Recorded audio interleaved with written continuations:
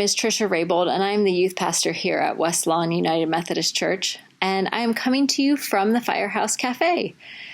Up here is where the youth meet upstairs in the community center, and I thought it would be good to bring you the daily devotional from this space. So my verse comes from the Old Testament, and I have many. I don't know that I could pick out one specific life verse. There are about 4 or 5, so I picked one of them. So this comes from Micah chapter 6, verse 8. You may have heard it before.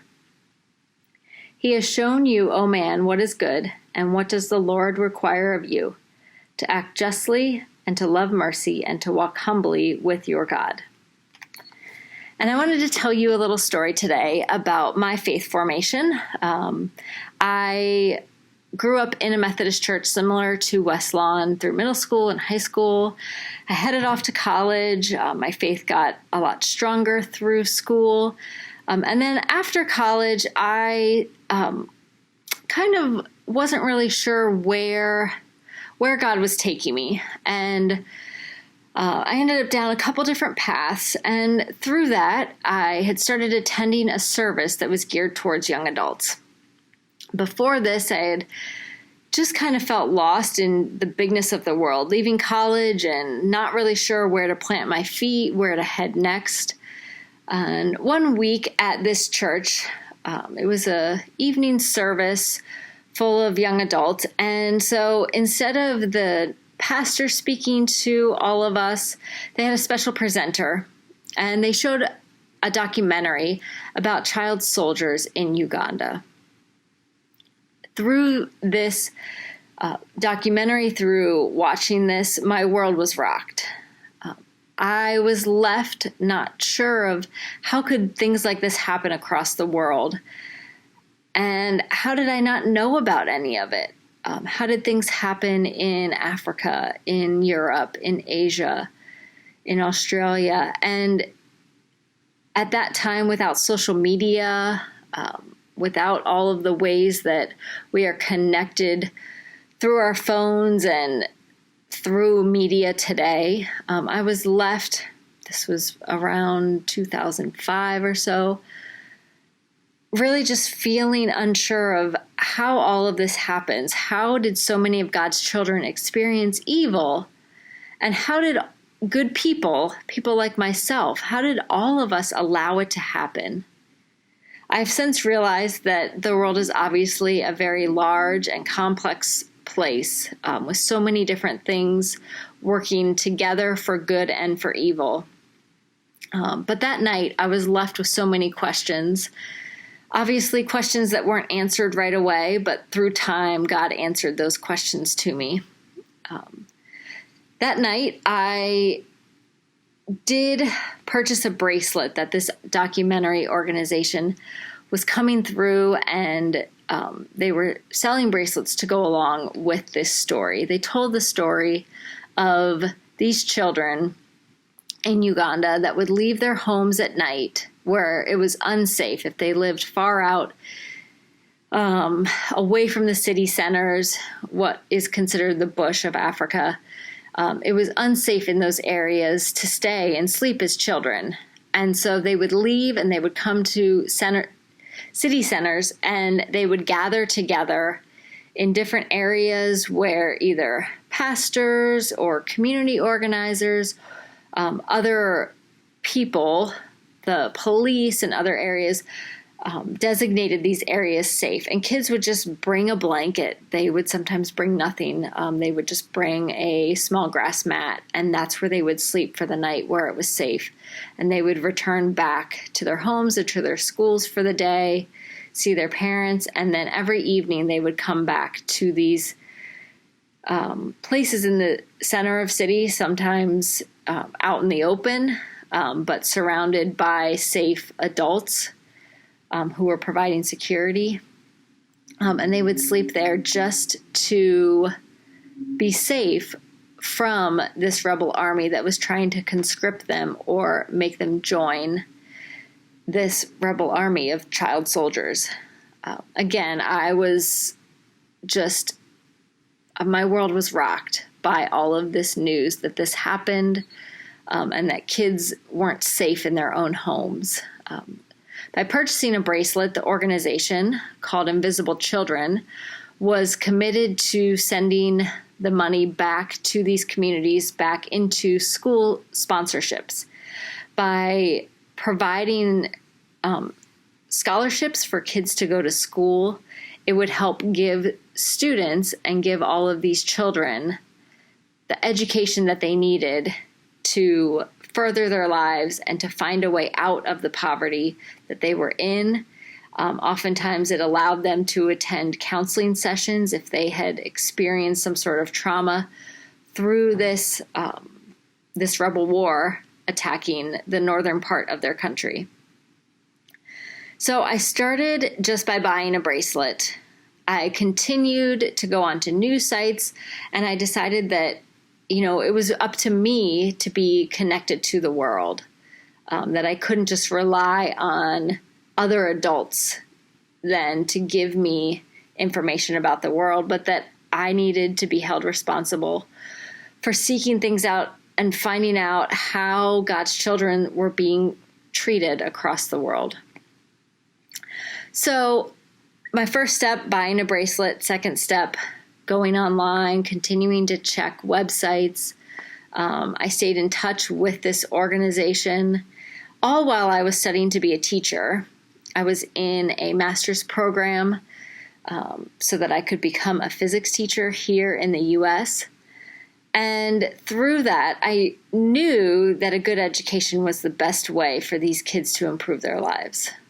I continued to go on the Invisible Children website to see what their organization was doing, how they were traveling around and spreading the news of this, and really hoping to tell the story of these children so that they could help by putting these children into schools.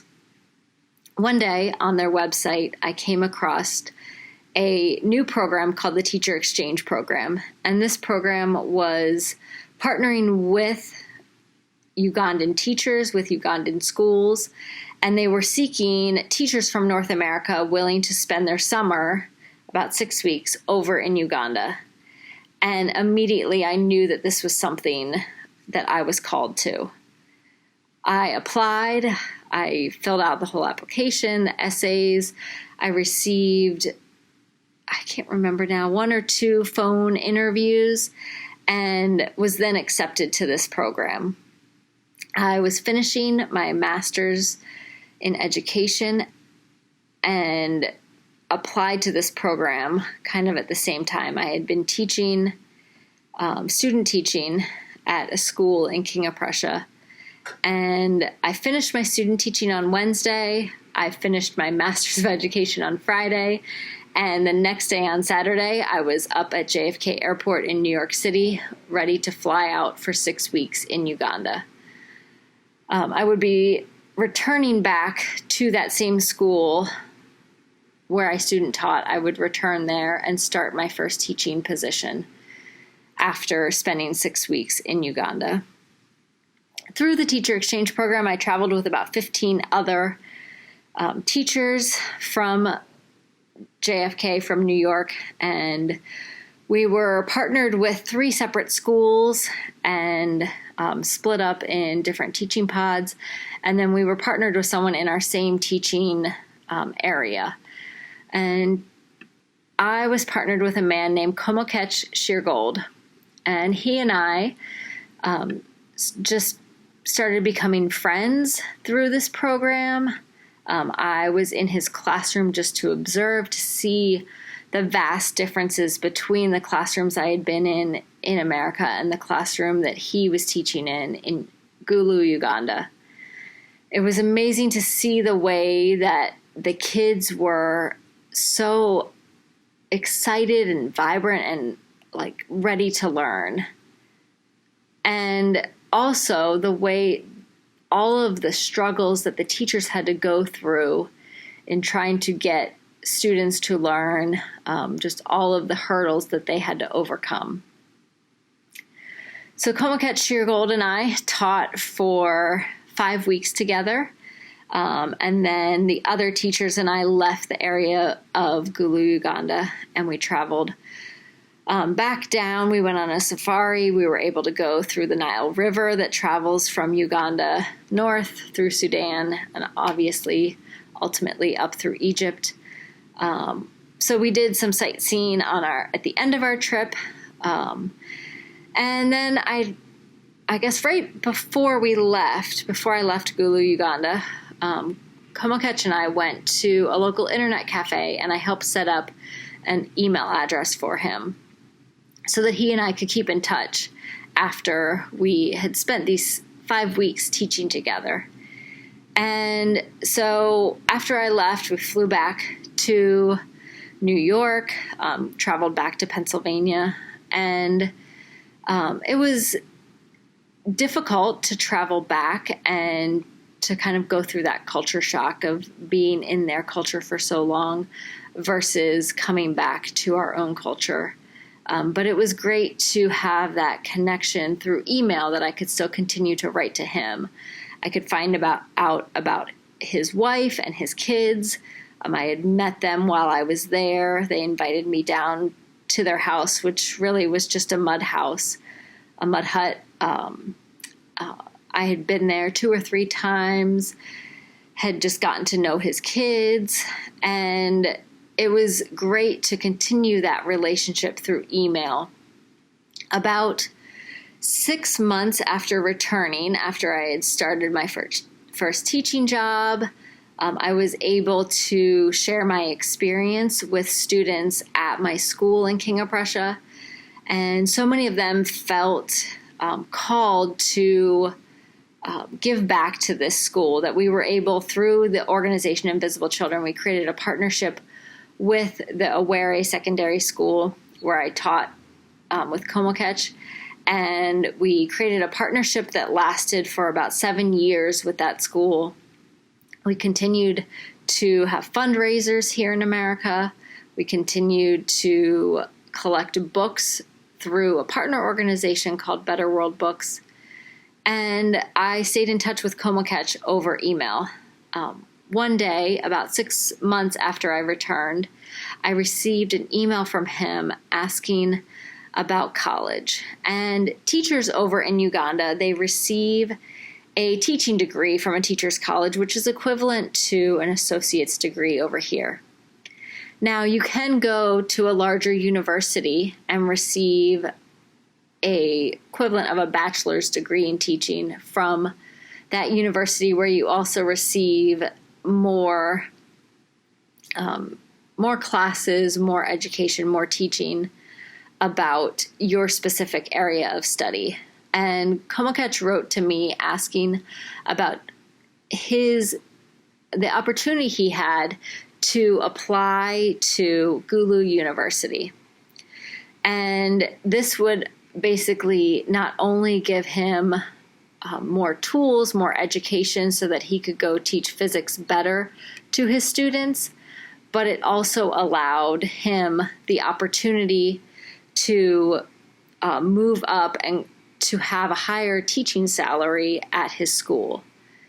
This higher teaching salary would then allow him to go through and for his own kids to allow them to apply for a better school in Uganda so they would receive a better education, and in thus creating this chain event where he could create a better future for his kids, and so on and so on.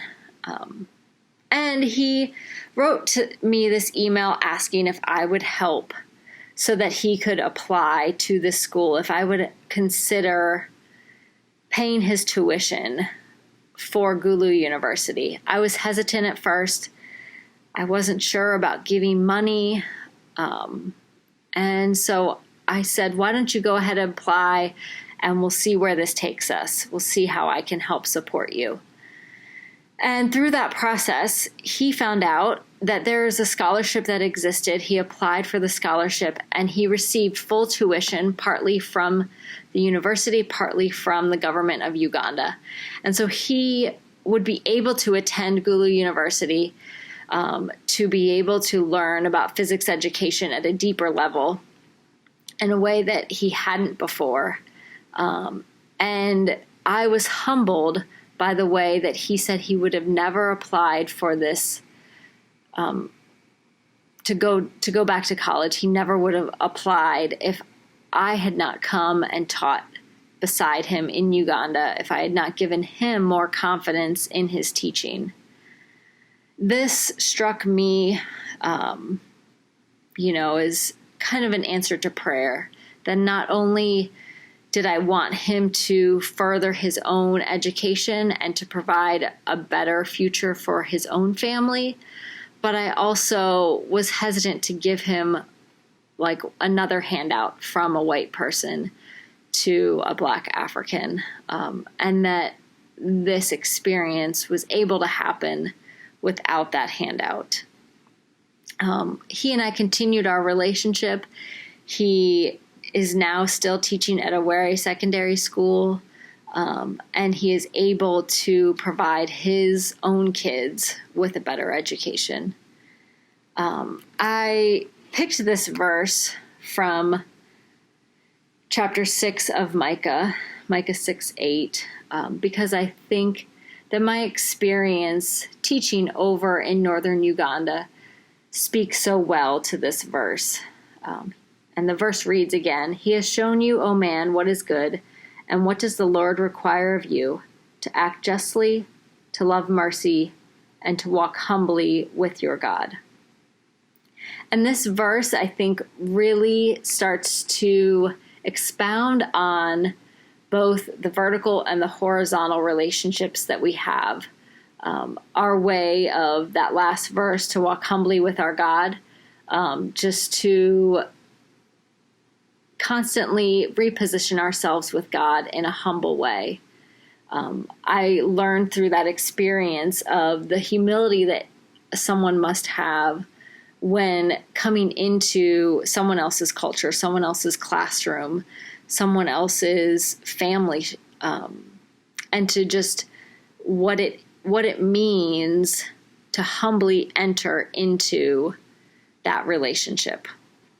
In the same way that we have to humbly approach God, to continue to ask God for grace in our own life, and to realize that God works through all of his children across the world.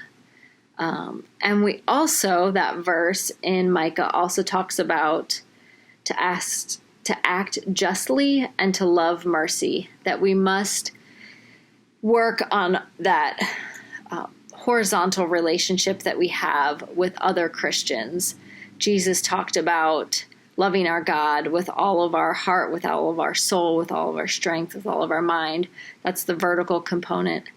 And also to love our neighbor as the horizontal component. And I think Micah's words here, to act justly and to love mercy, speak so much about how we should work with other people in our lives, in our culture, in our schools, in our society, how we can help to bring about a just world, to show mercy, to bring God's grace to other people near us. And hopefully this verse helps to outline a little bit of all of the ways that God works in our world. Thank you for your time in our devotion today, and hopefully you have learned a little bit something new about myself, and maybe you've seen God and how he works in this world in a new way. What's your favorite hymn? I'm sure you have one. Maybe it's one we sing only during Christmas time, like Joy to the World or Hark the Herald Angels Sing. Maybe it's one you've learned at camp quite some time ago. Perhaps your favorite hymn is a popular one like Amazing Grace or How Great Thou Art. Maybe it's one that hardly anyone knows, but that hymn holds sentimental value for you. Whatever your favorite hymn may be, please email it to me, Pastor Chris, along with Pastor Jeff, and tell us why it's your favorite, and it could be used during our upcoming devotional series titled Hymns of Faith. And as always, may God be with you until we meet again.